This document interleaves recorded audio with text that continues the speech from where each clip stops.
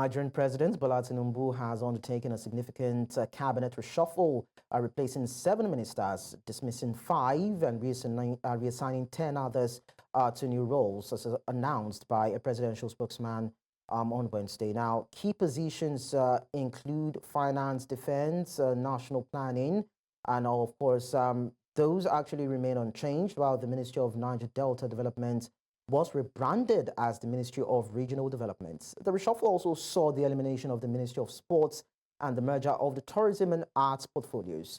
This restructuring comes 16 months into Tinubu's administration, which initially inspired optimism with sweeping economic reforms aimed at addressing Nigeria's challenges. However, the impacts of these policies, including naira devaluation and subsidy cuts, have driven inflation to about 32.7%, as we have recorded, exacerbating a cost of living crisis. And while some view the reshuffle as a necessary step towards administrative efficiency, critics argue it falls short of addressing deeper economic and governance issues. This morning in our studios, I have Olusesan Okunade, a chartered accountant and tax consultant. Thank you so much, Olusesan, for joining us in our studios. Good morning to you, Leka, and good morning to our viewers across the globe. Glad to be here this morning. Now, President Tinubu has reshuffled his cabinet. He sacked 5, appointed 7, reassigned some. What significance would you say this is when you look at the exercise? Is there a signal it is sending? How do you view it? Thank you very much, Leka. Maybe I will say personally, I received this reaction with cold feet, not expecting so much to come out of the reshufflement. Why do you say this? We have said it times with that number that it's not about individual. It's about having a system and a structure. And if in the last 16 months of this administration, we failed to have a structure that works, what we will see with the introduction and reassignment of several people coming on board is to reinitiate the process and take another 16 to 18 months again, trying to see what is applicable to what they can do. I'll take a typical example from the reassignment of this ministry, the Minister of State for Health, moving to Ministry of Education. We've seen inconsistency in the minister that was sacked, but I asked myself, he's the new minister, is the man an administrator, is he an educationist who understands the process that is expected of us to do? You see, these are some of the things, if you ask me, I'm expecting. It's more of we having those who understand basic portfolios and be able to have a system in place. With or without them, those things can grow. So if in the last 16 months, all we've gotten from some of those people that were reassigned from one ministry to the other, are we saying they've performed well where they are, and we want to use their administrative skill to go and do, better in another place? Or we are saying that let's just move them around and see the little that, and we recycle, and for the next 4 years, we have the same thing.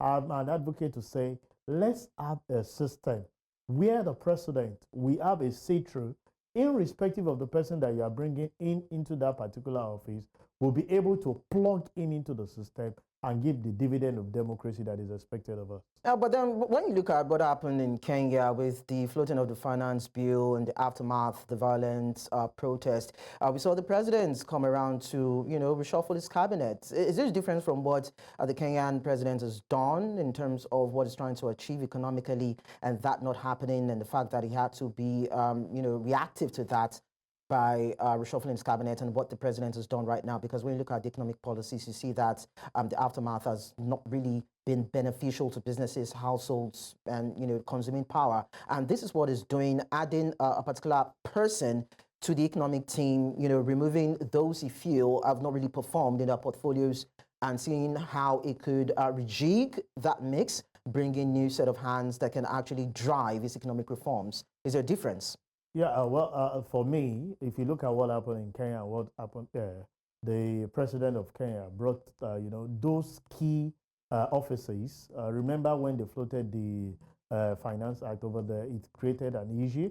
and the Minister of Finance was actually stepped down and other people are brought on board. But the key offices here that we're speaking to that are the economic driver of the nation still remain the same. And you ask yourself, how much are we going to get in what some of us have said? These are not sustainable policies. They seem small to be things you're really not facing reality. You ask yourself the question, we said we remove subsidy, we have more revenue. Where is actually the revenue going? A lot of us have asked the question, you got more revenue and diverted it to state rather than investing in infrastructure that can actually contribute to the bottom line. So is that an economic decision that you would place as a blame at the foot of the president? Is economic ministers or the states that did not replicate the ideology behind what it's trying to achieve with the disbursements, of course, the FAC allocation and the palliatives? I'll put it at the feet of Mr. President, because a lot of us came up to say, rather than you increasing funds to the states, can we have the basic infrastructure that affects every livelihood in this country? And if you ask me, one is refinery. How much do we need to invest either to resuscitate the what so many people call moribund refinery, of which I believe that if you hand over that to an average businessman today, there will definitely be a turnaround. What do we need as government? Do we need to really have a sync of public-private partnership with some of these refinery that is currently functioning? If we look at the economic indices, you would know that we always speak to demand and supply playing their role. But most of the time what we've seen is that we are not working in the aspect of supply. When you talked about petroleum products, if you have excess of that supply, outweighing the demand, you and I know the implication of it, the price will definitely crash. But what we've been seeing is that demand has always been outweighing that of the supply. And you keep hearing a lot of excuses. There was the time the GMD of NNPCL came to tell us that majority of the product that we are having are actually being, diverted to other neighboring countries, that we are actually, subsidizing the rate. And I asked the question, who is responsible to man those things that are actually being diverted, meant for us locally? These are questions we need to ask. So for me, rather than floating some of these funds to the state government and claiming that, I keep asking a question, what is playing out recently, where the states can afford to pay more minimum wage than the federal government. Are we saying that at this point we have so much empowered the states that they can afford to pay more fee, when we all understand the fact that while it was even 30,000, it was pretty difficult for so many states to fulfill their obligation. But as at that time, we didn't have the trillions trickling in terms of FAC allocation. So if they have received a higher percentage in terms of subnational accruals to them, because we've seen the subsidy removal come into play, then of course that would mean they would increase what they're what they're able to pay to their workers, don't you think? I would feel that rather than speaking in the area of increasing the minimum wage, we should increase the living standard of people by providing the basic amenities, which we all have on the social contract. Talked about having quality education. I make reference to say, where are the likes of our founding father like Baba Jakonde? A lot of us are out there speaking good English today because he provided a platform. I attended a public school. We don't know anything they call private school these days. But how many of our private schools are functioning? These are basic things. So people earn more, send their children to private school, which they are struggling to pay. But those days, they make provision for equality. Well, there are so many children that are sound, but the parents cannot afford. Can we go back to that, provide basic things where you can resuscitate some of our private schools? Those days, you can approach primary health center. How many of them are actually functioning?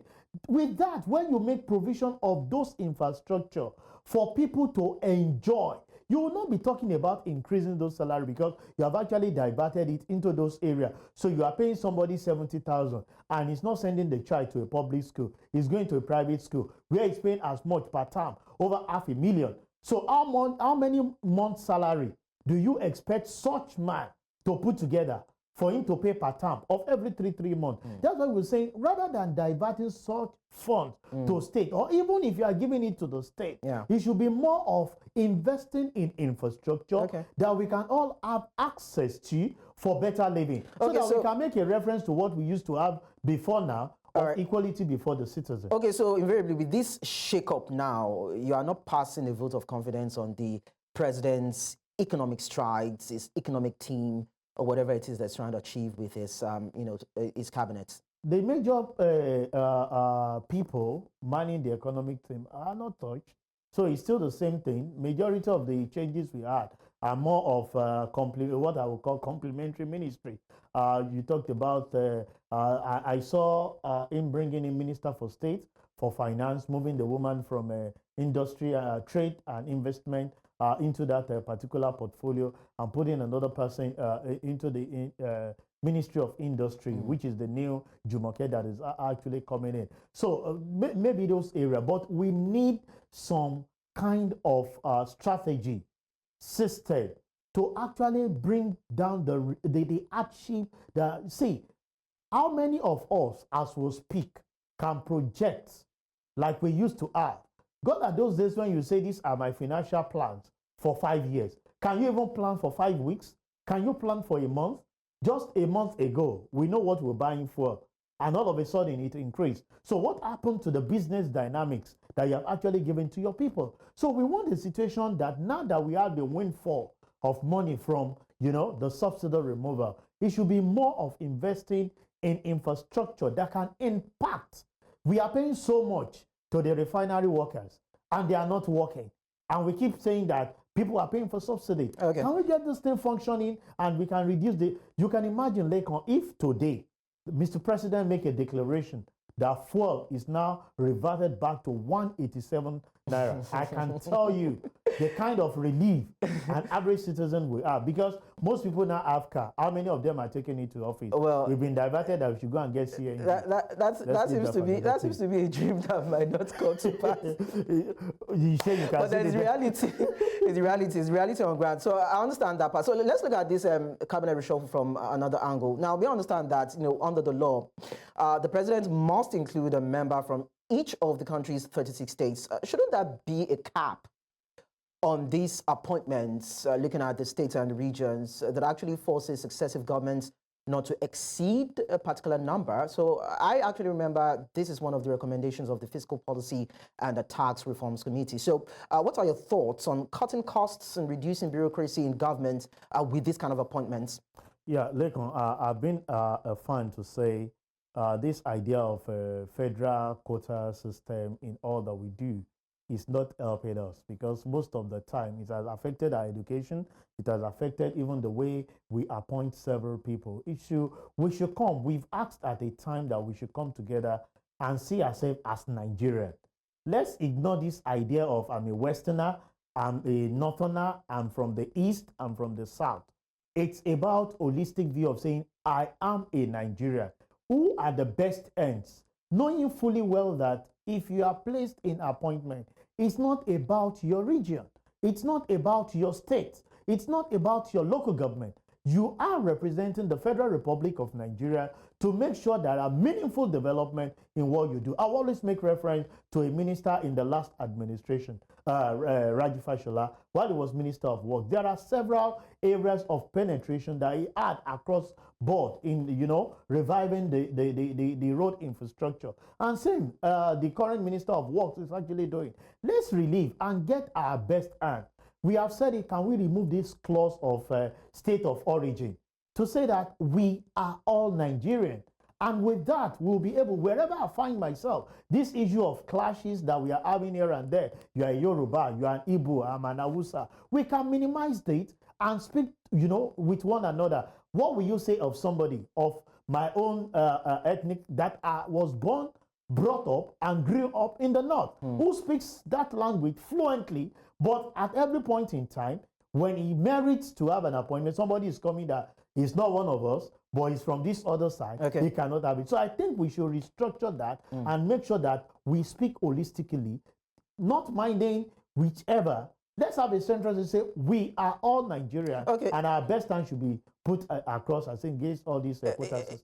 Yeah. So let me take you up on that. Looking at the other decision that came, talking about the renaming of the Ministry of Niger Delta Development to the Ministry of Regional Development, and the merging of the Ministries of Tourism and Arts and Culture to become the Federal Ministry of Arts, Culture, Tourism, and the Creative Economy. Of course, the Niger Delta too is affected by this. And you are saying that we should not look at disappointments and the tasks at hand for these ministers regionally. It should not be around regionalism. But then when you look at these particular, merging of these portfolios and the issue around Ruga, cattle ranching, playing up as at that time, that people felt that why would someone come from another state or from another region to come and establish his or business in one other states. Now that became a particular issue. So when you put all that together with the merging and the issue around, regionalism, what do you think is the best way out? Lagos, if you ask me, if you use our state, Lagos, the cosmopolitan state, where you have diverse set of people who are in here. When you get to the market, do you look at the face of the woman selling product for you, whether it's from your side or not, before you buy? We know a lot of people from other climes who we understand the kind of businesses they ventured into and will learn from them. You see, this the collapse of the Ministry of Niger Delta, to me, may not sound nice because of the way we have actually regionalized so many things. But I feel it's a right step in the right direction. Let's have a ministry that takes care of all the region.